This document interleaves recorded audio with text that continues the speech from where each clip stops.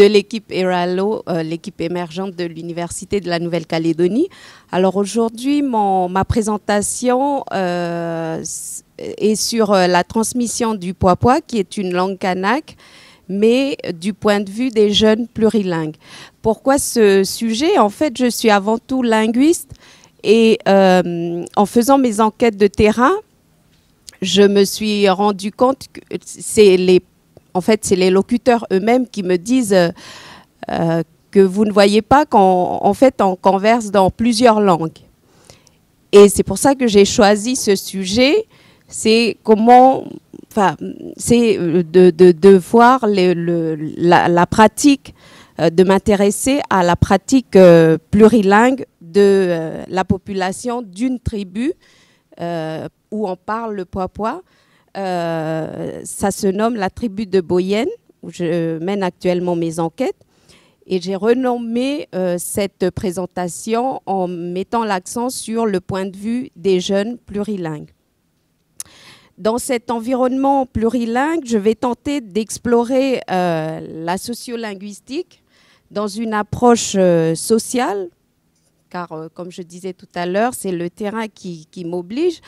Ainsi, mes questionnements portent essentiellement sur comment l'acquisition des langues est-elle vécue, quelle fonction sociale accorde-t-on à ces langues, est-ce que le Pwapwa, ou même les autres langues kanak qui sont parlées dans cette tribu, à Boyenne, sont-elles transmises ou préservées selon les jeunes,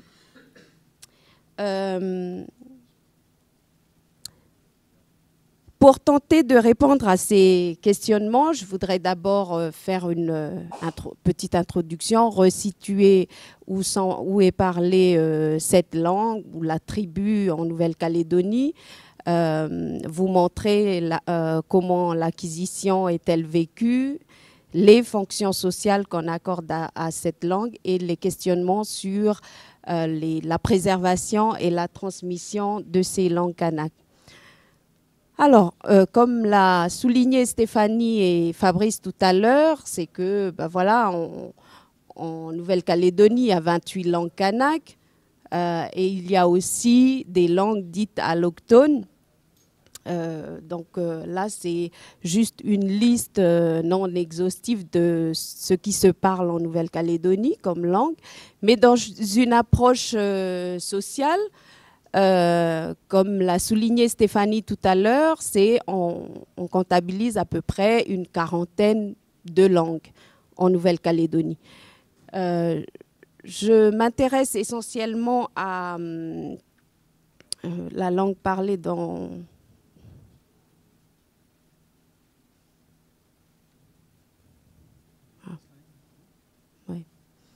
Donc ici, c'est la région de Vaud.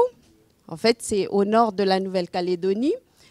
Et là, en mauve, c'est la tribu dans laquelle je mène mes enquêtes, où on parle le Pwapwa et le Pwamei. Et il faut dire que dans cette région, il y a aussi, on les classe en tant que linguistes comme dialectes, mais pour les sociolinguistes, ces dialectes sont considérés comme des langues. Alors, selon le recensement de l'ISE de 2014, le Pwapwa, parlé à Boyenne, compte environ 79 locuteurs, donc il y a moins de 100 locuteurs, qui est une des langues kanak en Nouvelle-Calédonie, considérée par l'UNESCO comme en danger. Le Pwamei compte à peu près 299 locuteurs. Ces langues sont peu documentées, donc il y a eu juste un relevé de lexique fait par Lénart et il existe depuis 2007, on va dire, un dictionnaire thématique fait par Françoise Ozanne-Rivière qui n'est pas publié, mais c'est un dictionnaire thématique sur ces deux langues, le Pwapwa et le Pwamei. Pour essayer de contextualiser, de voir un peu la région de Vaud dans laquelle je travaille, il y a en tout 8 tribus, c'est-à-dire des tribus Kanaks. Hein. C'est essentiellement habité par des Kanaks. Le village, par contre, c'est une population mixte où on a des Européens, des Indonésiens et aussi des Kanaks, voire d'autres populations qui se sont installées récemment parce qu'il y a eu l'installation de l'usine du Nord, l'usine de nickel.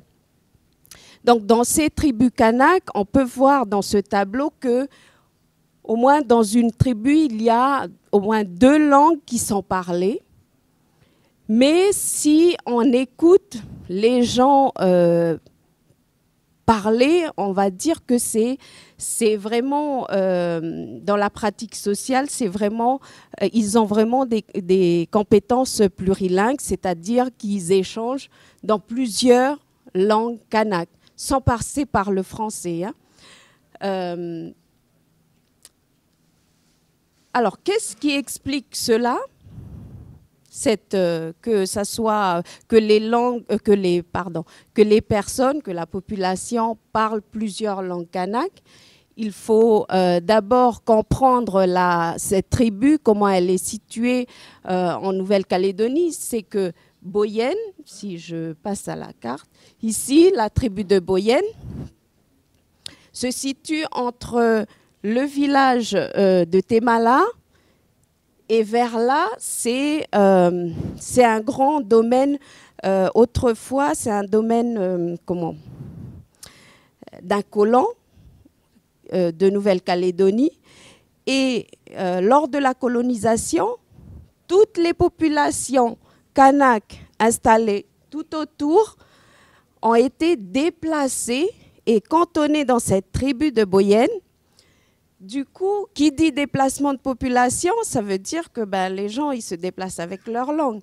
Donc, on peut dire, nous, en tant que linguistes, ou même on dit que le Puapua est parlé dans Boyenne, mais en fait, les populations qui sont arrivées dans cette tribu, elle est composée aussi de plusieurs clans venus, par exemple, de Gomen, qui, eux, ont apporté le Yuanga.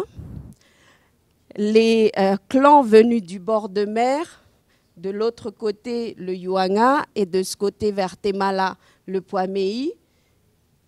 Donc essentiellement, on peut dire que dans cette tribu de Boyenne, on parle au moins 3 langues, le Yuanga, le Puamei et le Puapua, qu'on dit que c'est la langue de Boyenne.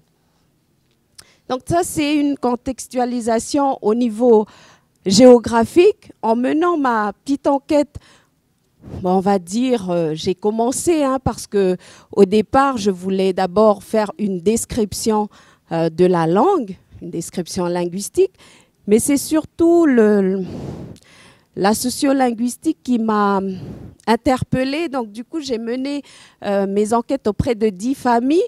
Donc voilà à peu près un tableau récapitulatif, même si ce n'est pas vraiment complet. On voit que là, les 3 langues kanaks sont très présentes dans les familles que j'ai interrogées. Mais quand on voit la génération suivante, la langue parlée par les enfants, c'est surtout le français qui revient. Et je disais que les plus de 30 ans, ils me disent qu'ils ont appris la langue depuis leur enfance. Et dans une conversation, ils changent de langue en fonction de leur interlocuteur. C'est-à-dire que si je m'identifie comme étant locuteur du Puapua, je discute avec une personne qui est locuteur du Puamei, je m'adapte à lui, donc je parle en Puamei et vice-versa. Et voilà. Et en tant que linguiste qui ne parle pas du tout ces langues, moi, je ne sais pas à quel moment ils changent de langue. Donc, du coup, c'est eux-mêmes, les locuteurs, qui me disent « il faut que tu apprennes à entendre ». Et du coup, voilà, en tant que linguiste, ça me force aussi à apprendre les différentes langues pratiquées pour essayer de suivre les conversations.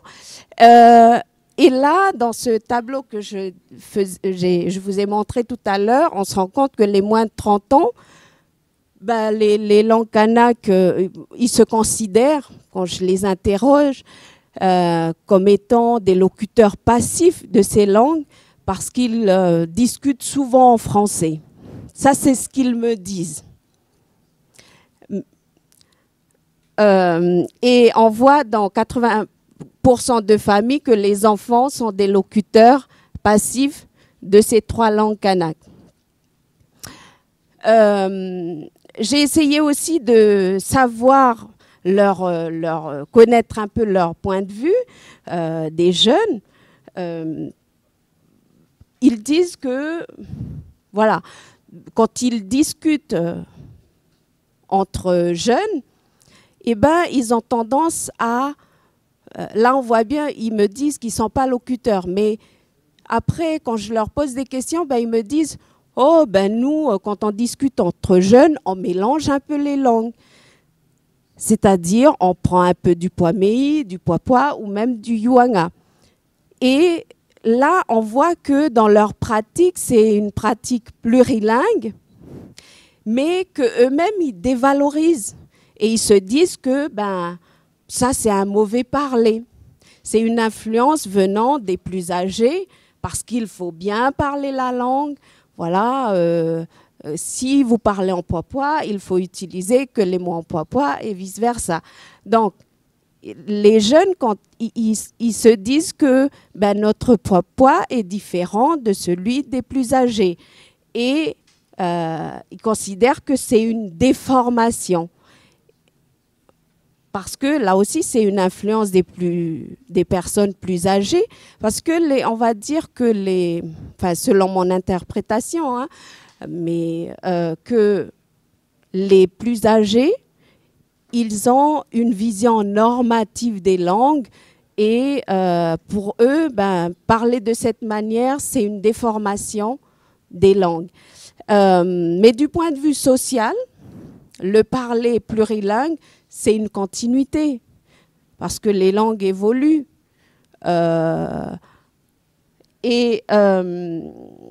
je vous donne juste un exemple de témoignage d'un jeune homme de 28 ans qui dit quand j'étais plus jeune, lorsque je discute avec mon cousin Elvis qui parle le Pwapwa, je lui parle en Pwapwa, mais quand je ne me rappelle plus d'un mot en Pwapwa, alors je le dis en Pwamei. Puis on rigolait un peu, on se moquait, voilà. Ça veut dire qu'il se moque de l'un comme de l'autre.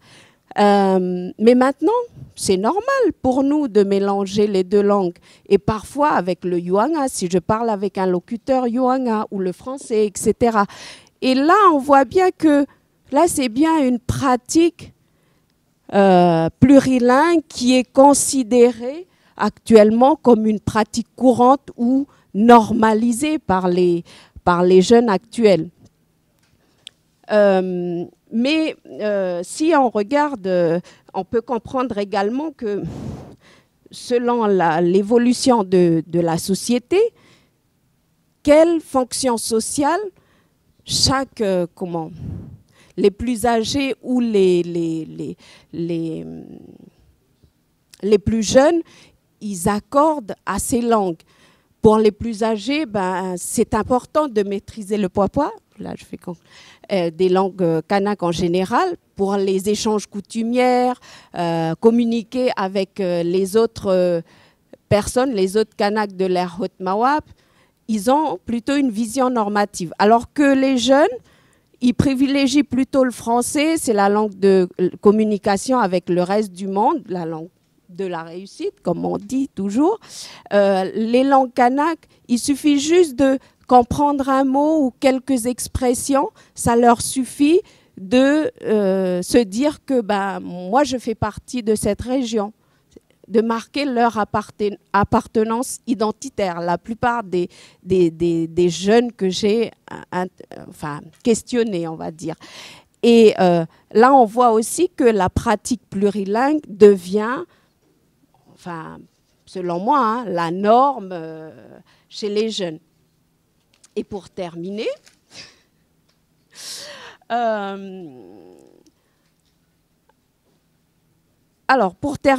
c'est que pour les jeunes que j'ai interrogés, ils considèrent que la transmission du poids mei est très importante et même primordiale, car il faut encourager l'enseignement des langues, etc. Le poids n'est malheureusement plus enseigné depuis l'année dernière, depuis 2017, et obliger les parents à parler le poids à leurs enfants. Mais quand on voit dans la réalité, quand on vit avec eux, la réalité est tout autre. C'est-à-dire que du point de vue sociolinguistique, ces variations, ces hybridations sont les réalités des pratiques linguistiques de la tribu de Boyenne. Alors maintenant, qu'est-ce qu'on entend par transmission ou préservation? Peut-on réellement parler de transmission ou de préservation dans de telles pratiques, ou est-ce qu'on est on assiste à l'ère de changement, c'est-à-dire vers une nouvelle langue? Peut-être, c'est mon point de vue aussi, je me projette un petit peu, mais peut-être que dans 100 ans, peut-être que ces langues ont changé. Donc voilà, c'est des questions que je me pose. Merci, Tyrone Mayai.